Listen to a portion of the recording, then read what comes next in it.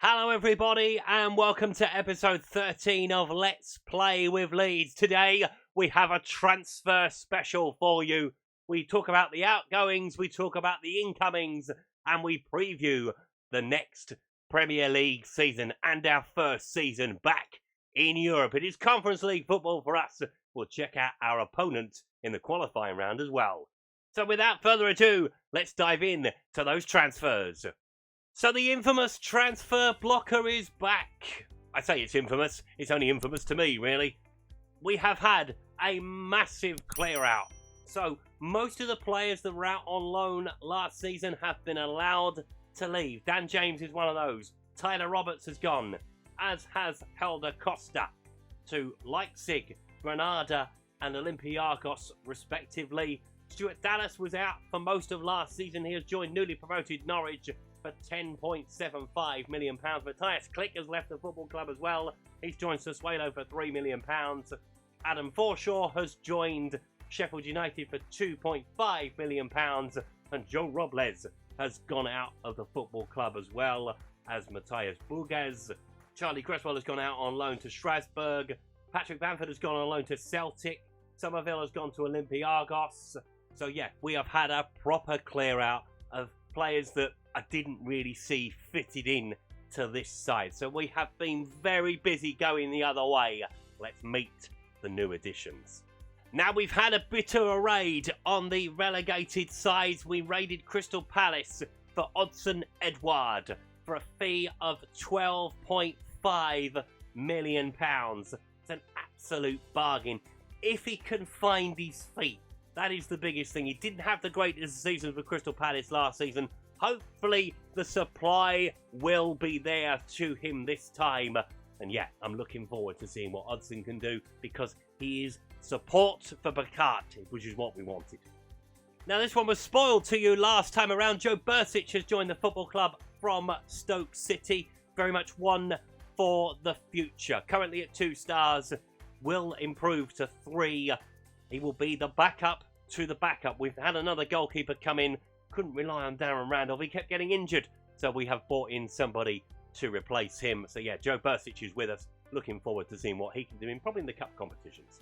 And we raided Bournemouth as well for Lloyd Kelly. So we are sorted at centre half at least. Robin Knock, his transfer was completed after his loan move last season. Looking forward to seeing what Lloyd can do for us. Looks very good on paper. Potential to be a 3.5-star player. We've brought in a bit of European experience as well in Ricardo Rodriguez. No, not the wrestling manager.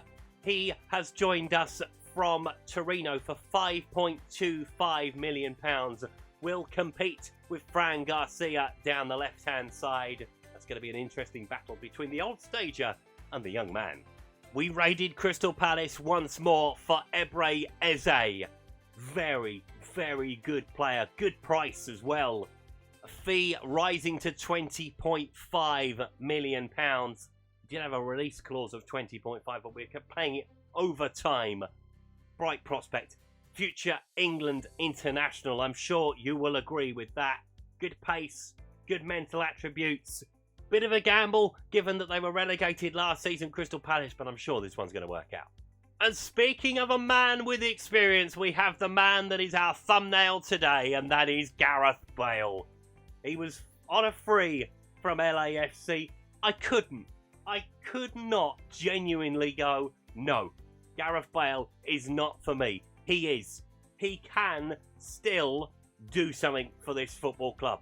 He's on a 1-season deal. If it works, fantastic. If it doesn't really matter at all. Looking forward to seeing Gareth Bale back in the Premier League. And he's joined at the football club by Danny Ceballos. He was on a free transfer from Real Madrid. I didn't realise he was only 26. I thought he was much older than that. He seems to have been around forever. But again, bit of European experience, bit of Premier League experience in his time with Arsenal. And yeah, a born winner. Looking forward to seeing what Danny can do. Our third player coming in from Crystal Palace is Tyrique Mitchell. Left back. Now I know we've got an abundance of them now, but Fran Garcia, with 14 yellow cards last season, will be suspended quite a bit, I should imagine. So Tyrique is the man possibly to come in for him. I think Rodriguez will probably be used more in Europe than he will in the Premier League. Potential to be a 4-star player, 23 years of age. It met the board's brief of buying players under the age of 23, kind of. So yeah, Tyrique is with us. Now we look to try and flesh out the squad a little bit because obviously we've loaned out quite a lot of players, so we needed some more players just so we didn't have to register them. Malik Tillman falls into that category, on loan with us from Bayern Munich for the season. Was on loan at Rangers last season, so has some European experience with them. Isn't too far away from the first team. He will get some game time. Not sure how much, but we'll see as we go along. We bought in another winger. We did have a look at bringing Duan in permanently and decided against it in the end. So Alan Rodriguez is his replacement. He has joined us from Argentinos Juniors for a fee of £5.75 million. So he's nearly half the price what we would have paid for Duan. Looks really good on paper. Pace could improve. He could improve slightly. So yeah, looking forward to seeing what he can do. Born in the year 2000. Makes me feel really old, that one. Another player bought in with sort of padding the squad out in mind, and that is Tyler Harwood-Bellis. He has joined us from Manchester City on loan for the season. I love this kid. I really do. I've tried to sign him so many times down the years. I don't think I've ever done it. I can't remember, to be truthful. But yeah, he is in just to add a bit of cover at the back. And as I say, he doesn't need to be registered in the 25-man squad. So yeah, it was a bit of a no-brainer. If we could help him out, develop, Manchester City are very happy with that, then all's the better. And the last man in the door, for now at least, and I think that's probably going to be it for us, is Sam Johnson. He has joined us from Crystal Palace. 4th Crystal Palace player this summer, but he is a player that will replace Darren Randolph. We might look to move him out on loan, as he will be the second choice goalkeeper to Meslier. Less injury prone, good goalkeeper all round, can come in and do a job if required. Looking forward to seeing what he can do. And it has been a very busy summer in the Premier League. Not for Everton though, they haven't spent any money so far, but Vinicius Jr. is in the Premier League now. Declan Rice has gone to Liverpool, Dominic Calvert-Lewin has gone to Chelsea, Danny Olmo has gone to Newcastle, Ricardo Rodriguez has gone to Newcastle, Ceballos has gone to Manchester City, Juan Foyth has gone to Liverpool, hello. Moses Caicedo has joined Manchester United, Milenkovic has joined Newcastle, and Kyle Walker-Peters has joined Arsenal. Boo, Kyle. Shouldn't be doing things like that. So yeah, there is a lot happening. Obviously, Brendan Rodgers has moved from Leicester to West Ham. We knew about Graham Potter. I don't know why they're all there, to be brutally honest. So let's take a look at the title race itself. They reckon Manchester City are going to win the title again at 6-5. 13-5 for Liverpool, 7-1 for Chelsea, 16-1 for Manchester United, 20 for Newcastle, 20 for Tottenham, 33-1 Arsenal. There's us at 250. We very much punched above our weight last season. We will be looking to do the same this year. Of the promoted sides, Burnley have got the best chance of survival at 450-1. Norwich at 600-1. Middlesbrough promoted back to the Premier League. Love to see them back in the top flight at 1,000-1 and more likely to be playing Championship football next season. So that's the season preview. Let's take a look at our fixtures.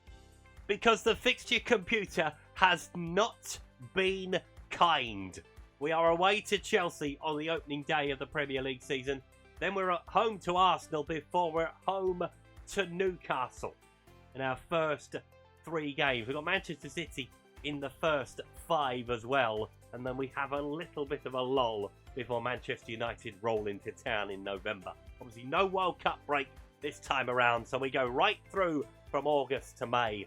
But we will come back for our Europa Conference League debut against Genk to qualify for the group stage of that competition. And hopefully we can do that. Obviously, it might be the only opportunity we see us in Europe. Fingers crossed, though, we will make it through to the group stage. Don't forget, if you enjoyed today's video, to please leave a like on it. Subscribe to the channel if you haven't done so already. And I will see you next time. Thanks for watching. Goodbye.